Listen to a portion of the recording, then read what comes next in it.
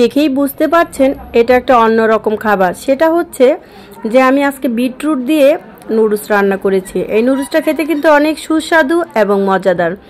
তো কে কে এই নুডলসটা দেখে, কালারফুলটা দেখে কার কার কাছে ভালো লাগলো অবশ্যই লাইক কমেন্ট শেয়ার করে জানাবেন।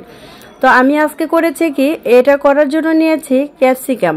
ক্যাপসিকাম হচ্ছে দুই প্রকারের হয়, একটা হচ্ছে লম্বা, একটা হচ্ছে গোল। তো আমি আজকে যে নুডলসটা রান্না করব এটার জন্য নিয়েছি আঙ্গুর ফল, তারপর হচ্ছে বিটরুট, গাজর, ক্যাপসিকাম, নর্মাল হচ্ছে কাঁচামরিচ আর হচ্ছে টমেটো। তো এগুলো সব উপকরণগুলোকে আমি সুন্দর করে ধুয়ে পরিষ্কার করে নিচ্ছি। পরিষ্কার করে নেওয়ার পরে আমি এগুলোকে ভালো করে কাটিং করে নিব, যে কাটিংটা আমি নিজে পছন্দ করি খেতে। তো আপনারা যে যার যার ইচ্ছা মতো কাটিং করে নিতে পারেন। আমি এইভাবে করে লম্বা করে পছন্দ করি, তাই এইভাবে করে করলাম। তো যাই হোক, আজকে ভিডিওটা এটাকে আমি বারবার অনেকটা টাইম দেখাচ্ছি এই জন্য যে এই ইয়াটা মানে সিনারিটা আমার কাছে খুবই ভালো লাগছিল দেখে, এবং কালারফুলটা দেখে আরও ভালো লাগছিল। তো যাই হোক, আমি আপনাদের সাথে আজকে যেই রান্নাটা শেয়ার করতেছি সেটা হচ্ছে এই বিভিন্ন রকমের সবজি দিয়ে কালারফুল একটা নুডলস। এই নুডলসটা খেতে যেমন সুস্বাদু এবং টেস্টি। তো আমার মাঝে মধ্যে হয় কি, কথা বেজে যায়। এটা কি কারণে হয় আপনারা অবশ্যই কমেন্টে জানাবেন। আগে হতো না, ইদানিং হয়। তো আমি এটাকে যেভাবে করে রান্না করলাম সেই রান্নাটাও আপনাদের সাথে শেয়ার করব। তো আমি ওই পাশে একটা চুলায় প্যান বসিয়ে দিয়েছি, তার মধ্যে দিয়েছি হচ্ছে পানিটা গরম হয়ে গেলে হয় কি, এই নুডলসটা বা যে যে উপকরণগুলো, এই উপকরণগুলো দিতে অনেক সুবিধা হয় এবং ভালো। আমি এটা পানির মধ্যেই রান্নাটা করব। তো তারপর আমি বারবার যেহেতু দেখাচ্ছি, আমার কাছে এই সিনারিটা খুবই ভালো লাগছে। যাই হোক, এখন আমি চলে যাব রান্নার প্রসেসিংয়ে, সেই চুলার কাছে।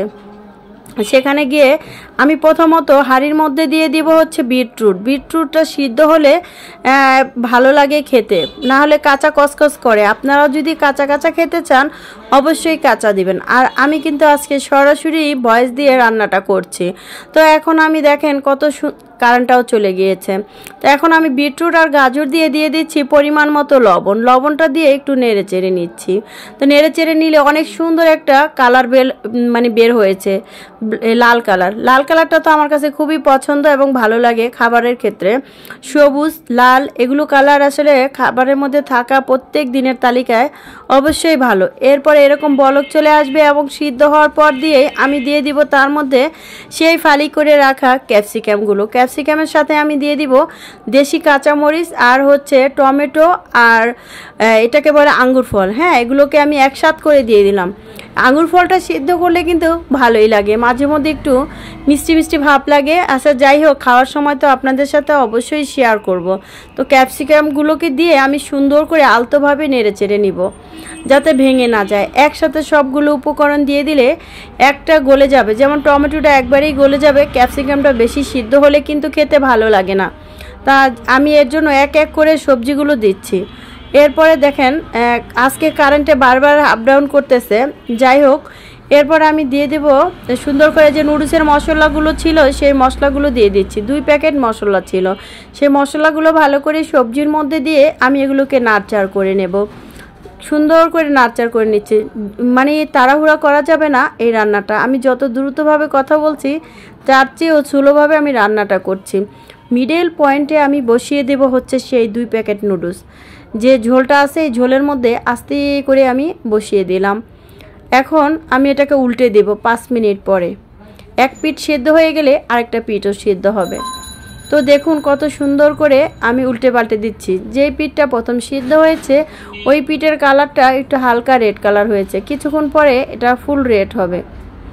কারণ কি, বিটরুটটা এমন একটা সুন্দর একটা সবজি, আলহামদুলিল্লাহ আল্লাহর তৈরি সবই সুন্দর। তারপর বিটরুটটা খেলে শরীরে রক্ত হয় এবং কালারটাও সেই হয়। এই যে আমার নুডলসগুলো দেখুন সেদ্ধ হয়ে গিয়েছে। অপর একটি চুলায় আমি একটু ডিম হালকা করে লবণ দিয়ে ভেজে নিয়েছি। এখন আমি নুডলসটাকে নেড়েচে পরিবেশনের জন্য চলে যাব। এরকম একটু হালকা হালকা ভিজা ভিজা থাকবে। এই আপনারা চাইলে ডিম ছাড়াও খেতে পারেন, যার ডিম পছন্দ সে ডিম দিয়ে খাবেন। আমার ডিমটা পছন্দ, আমি ডিম দিয়ে খাবো। আর যার ডিম পছন্দ না সে ডিম দিবেন না। ডিমটা আমি উপরে ভাজা ডিমগুলো নিয়ে নেব।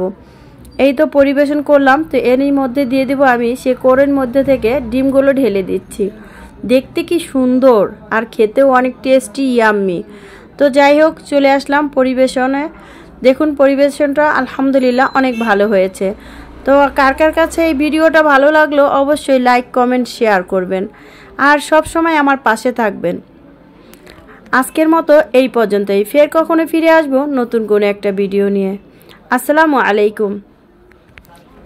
এরকম সুন্দর সুন্দর খাবার খেতে চাইলে আমার ভিডিওতে সব সময় থাকবেন পাশে, ভিডিওগুলো দেখে নেবেন।